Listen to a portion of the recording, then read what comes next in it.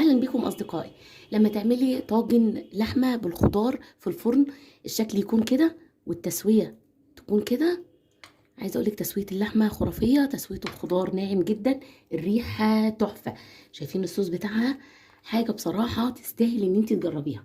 المقادير سهله جدا وبسيطه، وممكن بقطعتين لحمه تعملي التحفه دي، ممكن بنص كيلو على حسب ظروفك وعلى حسب امكانياتك. ادخلي معايا القناه عشان تشوفي المقادير سهله جدا وبسيطه، واتمنى تنوريني وتشرفيني في القناه.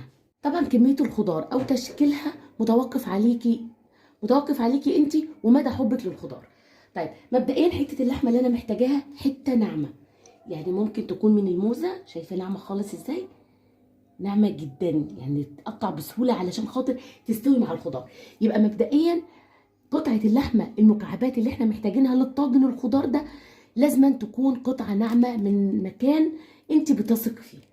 طيب الكميه دي نص كيلو.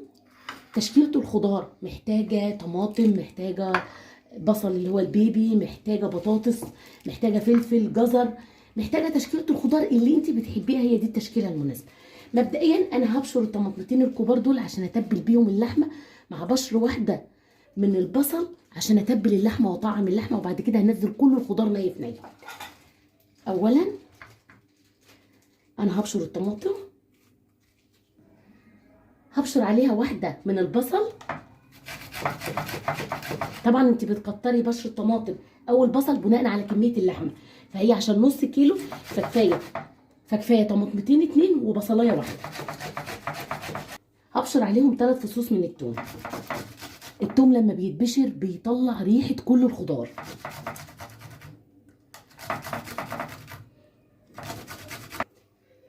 مش هبالغ في البهارات علشان طاجن اللحمه بالخضار ما بياخدش بهارات كتير عشان طعم اللحمه والخضار ما يتغيرش بالبهارات. فانا هضيف معلقه من الفلفل الاسمر، معلقه من البابريكا المدخنه، معلقه من السبع بهارات. دي بهارات شوربه موجوده عند العطار، بتدي تيست حلاوه للاكل. معلقه كبيره من الملح. طبعا بقى الطعم اللي بينقل الطاجن ده في مكان تاني هو معلقه كبيره من الصويا صوص، بتدي مزازه وحلاوه للحمه. معلقه. هبدا بقى اضيف قطع اللحمه على التتبيله التحفه دي. طبعا حضرتك عندك الحريه ان انت تنقعي الخليط ده كله ساعتين 2 مع بعض لحد اللحمه لما تتبل. طيب انا عايزه اللحمه ما تنزلش اي تغيير من لونها على الخضار. طيب هتفادى المشكله دي ازاي؟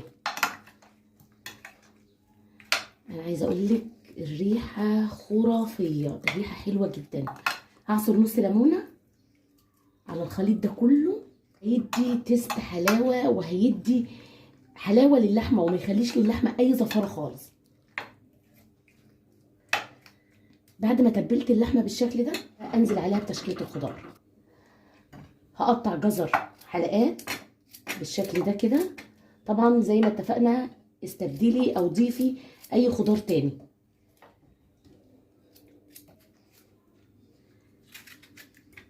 هضيف الفلفل البارد ده، هضيف الطماطم كده سليمه، وهضيف البصل سليم. وطبعا لو انت عايزه تضيفي فلفل مشطشط او لا ده بيرجع لك انت. هضيف البطاطس. عايزه اقول لك البطاطس دي لما بتستوي مع التتبيله دي بتبقى طعمها حلو قوي. هقلب بقى كل المكونات دي، معلقه كده مش هتنفع. هبدا بقى اتبل كل الخضار مع اللحمه بالتتبيله الحلوه اللي احنا عملناها دي. هضيف قطعه من السمنه تطعم لي الخضار وتديني تيست حلاوه للخضار، وهضيف معلقه من الزيت عشان تديني لمعه للحمه ولمعه للخضار. نص كوبايه ميه مغليه هضيفها على الخضار عشان بس الخضار ما ينشفش ويتحرق مني، انما الخضار هينزل الميه بتاعته واللحمه هتنزل الخضار وتسويتها هتكون خرافيه. هدخلها الفرن على درجه حراره 180، هولع من تحت بس لحد الفرن ما يسخن، وبعدين هدخلها هتقعد في الفرن حوالي ساعتين 2 او على حسب طبيعه اللحمه بتاعتك وانت عارفه هي كبيره او صغيره. بعد ما تستوي هبدا اولع عليها الشوايه عشان تاخد تيست اللون.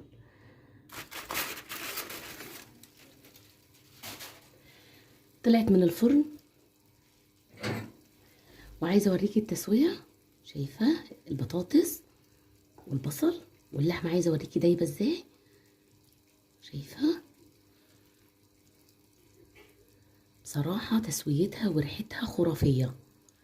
وبكده اقولك استمتعت جدا معاكي بالفيديو، يا رب اكون فدتك ولو بمعلومه بسيطه، واستودعكم الله واشوفكم فيديو تاني جديد.